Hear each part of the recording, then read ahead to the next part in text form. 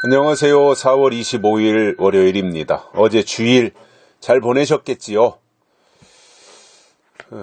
이제 점점점 날씨가 따뜻해지고 있습니다. 또 비 소식도 있고요. 적당한 비가 내려야 또 봄 농사 파종하고 일을 시작하겠지요. 이제 비 소식도 있으니까요. 우리의 심령에도 하나님이 주시는 단비가 내리기를 바랍니다. 오늘 말씀은 로마서 8장 18절입니다. 생각건대 현재의 고난은 장차 우리에게 나타날 영광과 좋게 비교할 수 없도다. 아멘. 하나님이 성경을 통해서 우리에게 말씀하시는 불변의 진리가 한 가지 있습니다. 그것이 뭐냐면 고난이라고 하는 것입니다. 어제도 토요일 날도 말씀을 드린 것처럼 고난,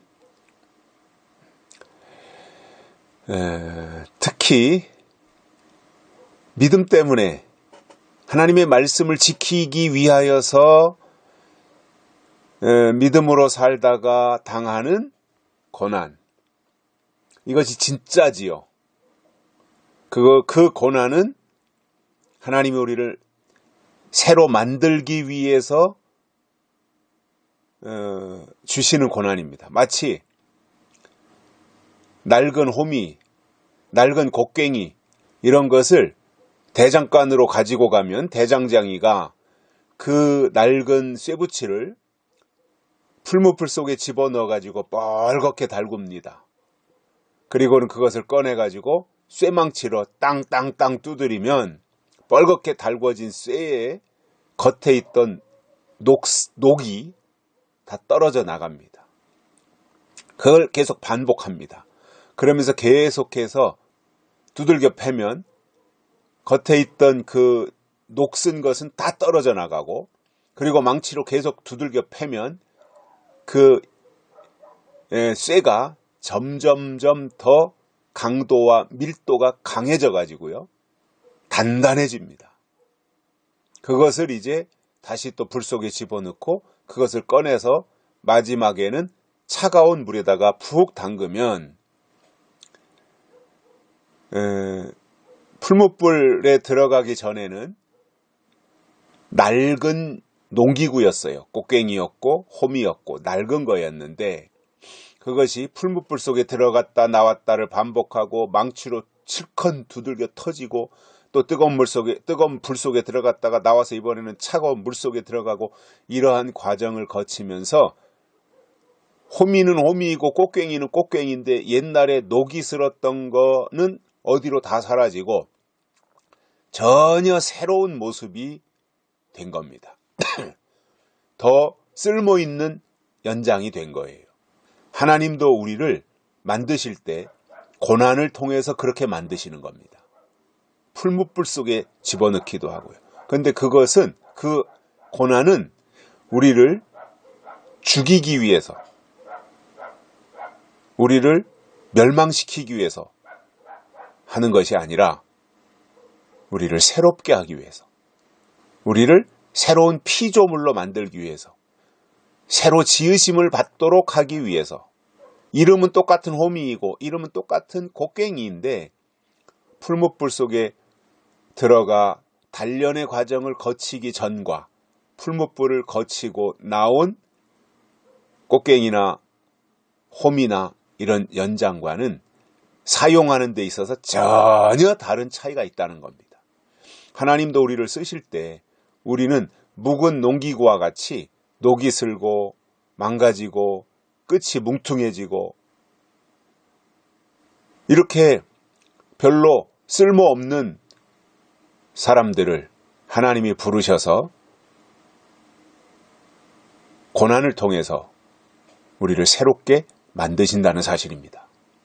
이건 불변의 진리입니다. 그리고 하나님이 사람을 쓰실 때, 불러 쓰실 때 반드시 연단과 단련의 과정을 통과한 후에 쓰시지, 녹슨 곡괭이와 같은, 녹슨 호미와 같은 이 날이 무뎌진 것들을 갖다가 쓰시지 않는다는 사실입니다. 그래서 광야는 엊그저께도 말씀드린 것처럼 광야는 훈련소예요. 광야는 학교예요. 우리를 새롭게 만드는 과정인 것입니다. 그렇다면 우리가 기꺼이 그 과정을 통과해야 되겠죠. 물론 힘들지만.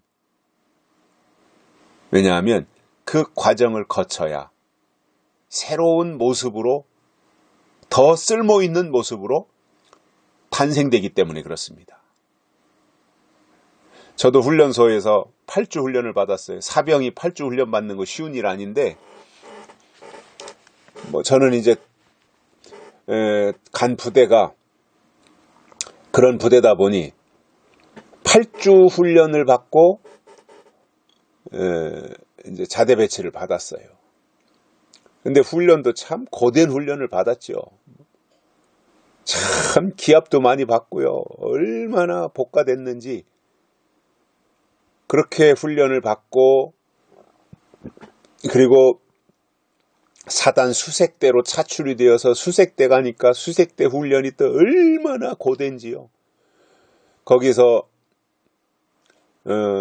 서너 달인가 두 달인가 세 달인가 이제 수색대 가서 있다가 첫 번째 구보를 나가가지고 완전군장 구보 2등병으로서 훈련소 마치고 자대 가서 첫 번째 구보 훈련을 완전군장하고, 완전군장하면 10km거든요. 그 무게가.